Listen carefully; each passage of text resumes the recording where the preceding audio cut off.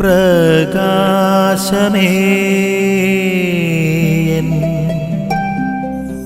മിഴി തുറക്കുക വേഗം.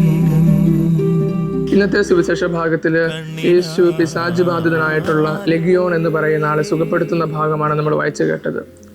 ഗെരസേനരുടെ നാട്ടിൽ നടക്കുന്ന ഈ സംഭവം എന്ന് പറയുന്നത് അതൊരു വിധത്തിൽ പറയുകയാണെങ്കിൽ രക്ഷാകര ചരിത്രത്തിന്റെ മുഴുവൻ രത്ന ചുരുക്കമാണ്.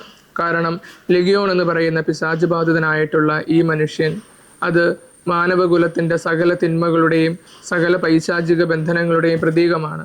ആ മനുഷ്യനെ വീണ്ടെടുക്കുന്നതിലൂടെ യേശു മാനവവംശത്തെ മുഴുവൻ വീണ്ടെടുക്കുന്നതായിട്ടാണ് അവതരിപ്പിക്കുന്നത്. ഈ വീണ്ടെടുപ്പിന് ശേഷം അവൻ നല്ല വസ്ത്രങ്ങൾ അണിഞ്ഞ് യേശുവിൻ്റെ പാദത്തെങ്കിൽ ഇരിക്കുന്നതായിട്ട് നമ്മൾ വായിക്കുന്നുണ്ട്. പ്രിയമുള്ളവരെ, വീണ്ടെടുപ്പിന് ശേഷം ദൈവത്തോട് കൂടെ ആയിരിക്കുക എന്ന് പറയുന്നത് വളരെ പ്രധാനപ്പെട്ടതാണ്. ഓരോ കുമ്പസാരവും നമ്മളെ വീണ്ടെടുക്കുന്നതാണ്. അതിനുശേഷം നമ്മുടെ തീരുമാനങ്ങൾ ദൈവത്തോട് കൂടെ ആയിരിക്കുന്നതാണോ എന്ന് നമ്മൾ ചിന്തിക്കുക. അപ്രകാരം നമ്മുടെ തീരുമാനങ്ങൾ നല്ലതാണ് എങ്കിൽ നമ്മൾ ദൈവത്തോട് കൂടെയാണ്. അല്ല എങ്കിൽ ഓരോ കുമ്പസാരത്തിന് ശേഷവും നമ്മൾ വീണ്ടും പഴയ അവസ്ഥയിലോട്ട് തിരികെ പോവുകയാണ്.